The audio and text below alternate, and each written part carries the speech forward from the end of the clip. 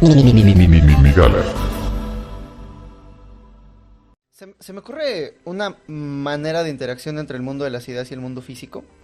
eh, y es que hace rato hablábamos acerca del principio antrópico, ¿no? La idea de que solamente podemos observar este universo porque este es el universo que conduce a que nos ofrece las posibilidades de organización de la materia para que pueda ser observado.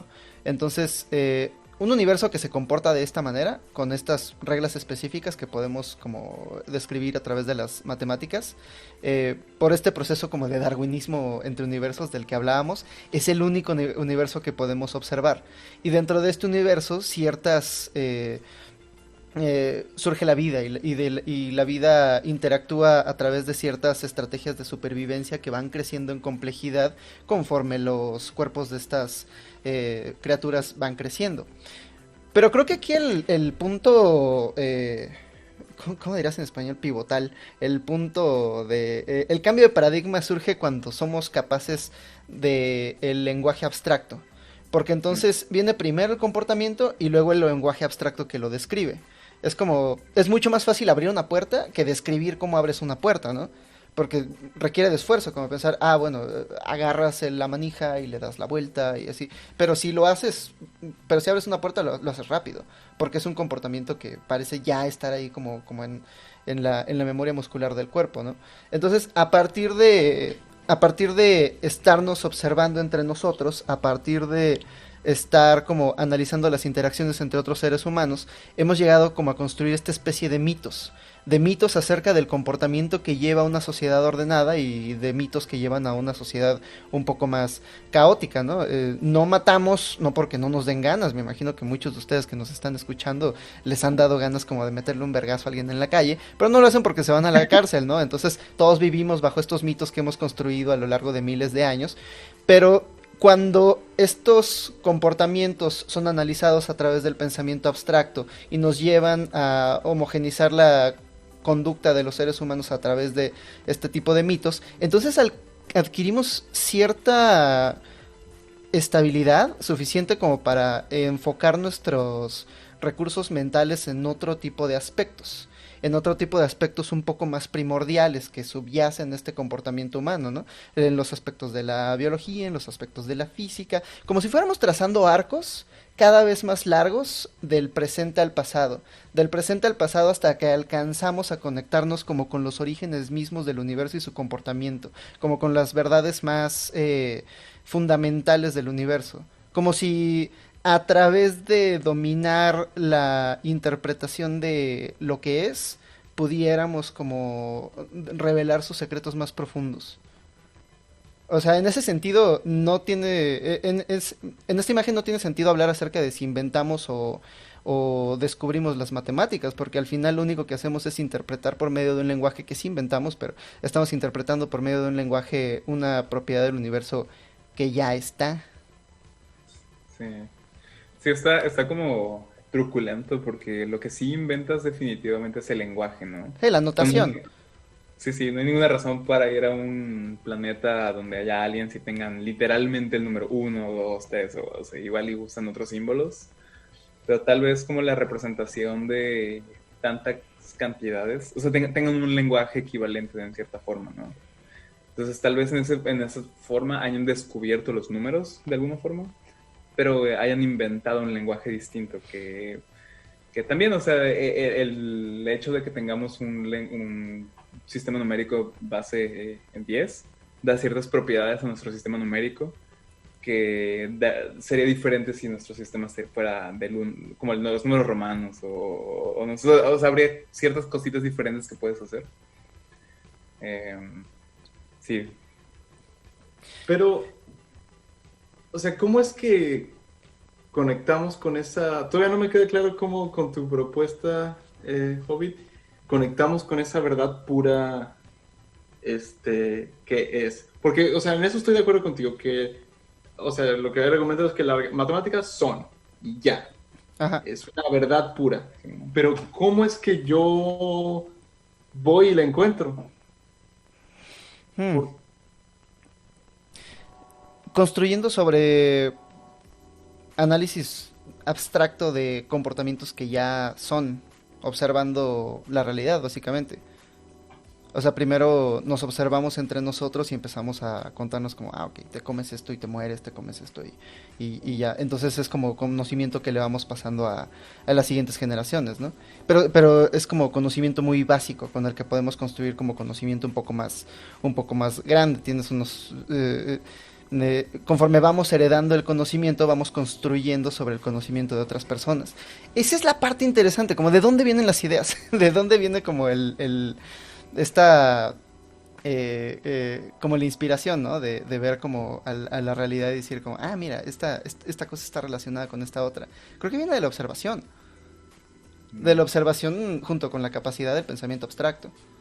Y de comunicación, ¿no? Porque también los bonobos, los chimpancés, pueden aprender lenguaje de señas, pueden aprender a intercambiar objetos por otros, ¿sabes? Tienen una cierta capacidad cognitiva que es equivalente a la de un humano hasta cierta edad, pero ellos no pueden discutir cosas, ¿no? No pueden decir, no mames, pinches bananas sabe bien fea, ¿no? O algo así, o sea, no pueden decir nada. No es que tienen su propio linaje evolutivo y así no es que estén limitados, pero nosotros tuvimos una capacidad extraordinaria de comunicación, ¿no? Y como a través de esta, como dices, inventamos cierto concepto y lo transmitimos a la siguiente generación a través de, supongo que se llama cultura, cuando transmites este conocimiento a tus descendientes. Y así vas construyendo sobre esos conceptos. Y es que creo como ninguna otra especie, ¿no? O sea, no nada más en la interacción inmediata, oral, con otras personas, sino con una capacidad de retención mucho más grande. Y también la capacidad de escritura ya lo lleva a otro nivel, ¿no? Y la capacidad de comunicar lenguajes, ya no nada más a través de lo escrito o lo hablado, sino de preservarlos y de transmitirlos de una manera mucho más rápida y eficiente. Pues ya lleva las cosas como al nivel en el que estamos, ¿no? Es que justamente por eso creo que el lenguaje es la condición de posibilidad para el pensamiento, y no al revés, porque todavía hasta el día de hoy, ¿no? Sigue pasando que, inventamos cosas nuevas, pero para describir las cosas que inventamos necesitamos crear un concepto abstracto. Pero a partir de ese concepto abstracto mismo concepto abstracto comenzamos a utilizarlo en otras áreas de la realidad donde podría aplicar, ¿no? Lo que más se me ocurre es la idea del universo simulado. Si tú hubieras llegado al Imperio Romano y les hubieras dicho, oye, la vida es una simulación, ¿cómo les dices eso? No tienen el concepto de cómo simular un algo. Tuvimos que inventar las computadoras y luego computadoras capaces de procesar gráficos y luego dentro de esas computadoras capaces de procesar gráficos hacer como modelos a baja resolución de la misma realidad que estamos habitando para luego tener el concepto de simulación y que se nos ocurriera de, oye, cada vez estamos fingiendo mejor estos mundos falsos. ¿Qué tal si este mundo real en realidad es el mundo falso de un mundo todavía más real? Pero para eso tuvimos que inventar primero la tecnología y luego justificarla con un concepto abstracto. Y luego este concepto abstracto pues, no es un mal argumento para la naturaleza de la realidad misma. Además se manifiesta en dos momentos distintos. Y son dos capacidades distintas que han crecido cada una como a su tiempo. Primero la capacidad de crear conceptos y después la capacidad de comunicarlos. Porque, o sea, todos somos conscientes de la vida. Somos conscientes del proceso vital. Lo presenciamos en primera fila, cada quien con sus ojos, en su punto de vista. Y la capacidad de crear un concepto a través de ese momento vital, quizás ya existió y haya sido igual de grande desde hace mucho tiempo. Pero, güey, la capacidad de comunicarlas de una manera eficiente, de una manera que lo cifre muy bien. O sea, como el triángulo, ¿no? O sea, tú tienes el triángulo y la capacidad de entender, de conceptualizar el triángulo es distinta de la capacidad de decir el triángulo tiene 180 grados por dentro. Y en esa capacidad de verbalizar el concepto está como la clave para poder crecer las ideas, para poderlas ir evolucionando. O sea, nosotros ahorita tenemos una idea de vida muy, muy de la forma que sea, pero tenemos distintas maneras de verbalizarlo, ¿no? Todavía no nos ponemos de acuerdo en cuáles son los 180 grados de la vida. Sí, le preguntan a, ¿cómo se llama? Jane Goodall, la famosa primatóloga que vivió muchos años con chimpancés. Exacto lo que es amor.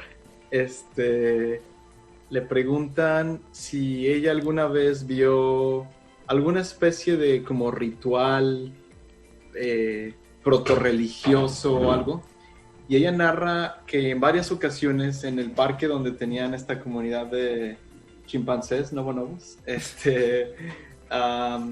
los veía en una cascada que tenían en el parque, que caía un ruido muy estruendoso. Los chimpancés como que empezaban como tipo casi a danzar y arrojaban rocas hacia la cascada sin ninguna aparente razón. Y dice que ella hizo como contacto visual con uno de los machos del grupo y lo vio nada más observando a la cascada y como que veía cómo fluía el agua. Y entonces dice ella en ese momento, dice, y esa es la diferencia entre ellos y nosotros. Y yo, cabrón, pues ¿cuál? Y dice, la capacidad de que nosotros podemos discutir lo que estamos observando y los chimpancés no. Y entonces es como, porque si fuera así como de que, güey, ¿qué pedo con ese fluido que está cayendo? Ay, güey, yo pensé que era el único pensando en esa mamada, qué bueno que también tú. Pero viven aislados porque no sabemos, el problema es ese, que no sabemos cuáles son sus capacidades de pensamiento abstracto. Porque no sabemos cómo se comunican, sí. Exacto, puede que el chimpancé, yo era de la idea, por ejemplo, con esta Coco, la gorila, que le enseñaron lenguaje de señas, aprendió muchísimo, pero lo que nunca hizo Coco fue una pregunta. Nunca fue así que, ¿y tú qué pedo? ¿Cómo andas? Una banana. Entonces yo era como de la idea de la diferencia entre nosotros y el resto del mundo animal es que nos podemos hacer preguntas. Pero lo que sugiere esta Jane es que no, que la diferencia es que a lo mejor ellos se hacen preguntas interiormente, pero no las pueden expresar. Entonces esa, como imagínate a vivir atrapado en tu propia mente y no poder como sacar esa intrínseca propiedad de sentir curiosidad o de querer expresar algo. Está... Y si... ¿Qué tal? Es que no sé, se me ocurre que el lenguaje podría interpretarse como una estrategia de supervivencia que se nos salió de control. Y acerca de, como la pregunta que nos hacían hace rato, ¿no? ¿Cuál es la relación del ego con el lenguaje? Bueno, el ego... la explicación que le dan la mayoría de las tradiciones budistas y así es como, es resultado del lenguaje. En el momento en el que empiezas como a conceptualizar los objetos separados del espacio, te conceptualizas a ti mismo como un objeto separado del todo y entonces ya se te olvida que eres un proceso más del universo, ¿no? Una interpretación que había leído de gorila y por qué no puede hacer preguntas es porque el gorila no puede conceptualizar una mente distinta a la suya. O sea, para el gorila tú no puedes saber algo que yo no sepa, porque no se siente a sí mismo separado del todo, ¿no? Entonces, desde su perspectiva, no tendría como sentido hacer preguntas. Pero lo difícil de eso es que lo que llamamos eso de teoría de mente, digo, el diagnóstico mejor que tenemos es que te puedas reconocer en el espejo, y los gorilas definitivamente se reconocen a ellos mismos en el espejo. Entonces pueden como asociar estados mentales diferentes a otros seres vivos. Entonces yo no sé si eso explicaría la falta de preguntas. Pero en un sentido como de identidad, ¿no? O sea, puedes que estés en otro cuerpo, pero la noción de que ese otro cuerpo sabe otra cosa que tú no sabes está mucho más cabrona que, o sea, como solamente reconocerte, ¿no?